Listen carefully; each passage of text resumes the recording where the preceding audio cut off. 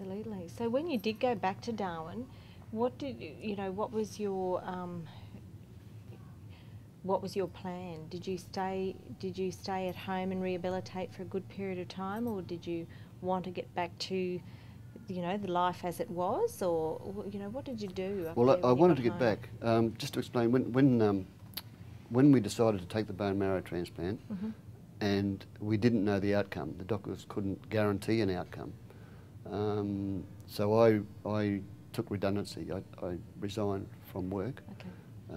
Lynn kept her jobs, but I got back into the rugby league side, not as vigorously, but certainly back into the rugby league side as early as I could. And then they told Lynn that she was going to become redundant.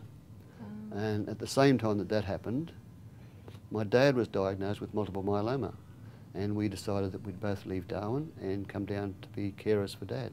That even before Dad was diagnosed, I think that question arises, and it arose, I guess, early in the process after the transplant, just asking yourself, you know, why you?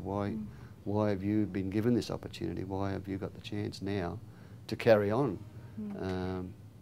Yeah, the question's always there, and I think it instills in you, well, not so much the success of the transplant, the fact that so many people have felt so much for you, given so much of themselves love and support, that you can't just desert them. So do you feel, with your experience with multiple myeloma, were you able to help your dad emotionally with his journey? I think I gave strength to Dad just in being there, and the fact that I'd been through it. He actually asked me what he should do regarding treatment, and I found it very hard to give him advice. I explained to him that I believed it was a personal decision, but he fought it. He didn't just accept the fact that it was going to take him. He fought it as long as he could, and I think the fact that he'd supported me in that way, I think, gave him the strength to do that. So what do you think is your greatest message to people who may be embarking upon the transplant experience? I don't know. I think first off, you've got to look inside yourself as to what you want yourself. First off, what you want yourself and why you want it. You want to live. You want to live your life as you are now, or improve your life. Not just for you, but for your loved ones, my wife, my family. That's what they supporting me, because they didn't want to lose me. So why should I give up? Why should I just give up and say no? I'm not that strong. I am that strong. I can be that strong, and I'll be here because you want me to be here, and because I want to be here. Yeah, positive reframing, I think, is very important when you are faced with something that's, you know, potentially life-threatening. Yes. Did you ever had any dark moments? Or? No. No. No. I came to accept the fact that in any illness there are, you know, illness is bad. Yeah. And you've got to recover. But there is a recovery, and I kept telling myself, I am getting better. I am getting better.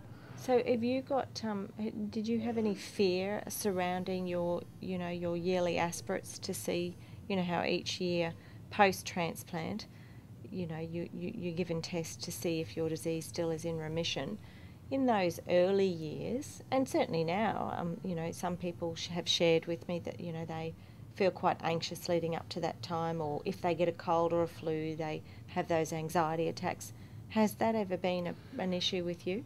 I don't believe I've ever had anxiety attacks or any depression or anxiety attacks in that way. You get, well, say anxiety attacks, but I do get anxious, I guess, or a slight fear of, the times. But the fact that, firstly, I think it was 6 weekly or 3 monthly, the BMAs, the tests. So there wasn't that long in between. So when one was successful, then I expect the next one to be successful. And that comfort grows as the length of time of your tests extends. These days I look forward to having the tests, because it means I might be able to visit Dr. and let him see just how well I'm doing. Yeah, well, you certainly look well. Yes, yeah, I'm certainly wary of possible brittleness in my bones and reaction of my skin to the sun and things like that. I'm positive about the test. I'm positive that it's going to remain in remission. So were you on anti-rejection drugs for a while? I was on anti-rejection drugs for quite some time. I think it was, could be 6 to 8 years. I'm just trying to remember when Dr. finally told me that I didn't need to take them anymore.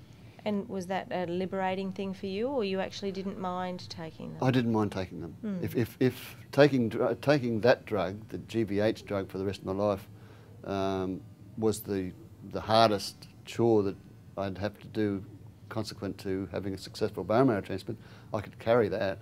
No worries at all. If you had 3 things that you think are the key ingredients for helping you get to where you are today, what would 3 ingredients be? A lust for life, I guess, first off. A need, a want to be here, to live. You know, at times life seems pointless, and you look at what's going on in the world at times and you wonder why, but we're here on earth for a reason. I think you've got to have that need, that want to be here for as long as possible. To cherish those people around you who love you and recognise that they do, and the depth. And that's something that I came to realise, just the depth that people feel for you. I don't think I ever understood that before I was diagnosed. I don't know what the third one would be. Acceptance, I guess, and trust of the treatment and the doctors. I had no idea, as I said, and in 85 and even in 93, there was very little out there about multiple myeloma. The Leukaemia Foundation helped because it was a blood-related disease, but there was very little direct information about multiple myeloma and very few people that I could talk to. But things have so much improved since then. The Leukaemia Foundation has been fantastic. You look wonderful, and thank you for coming and sharing a snippet of your journey here with us today.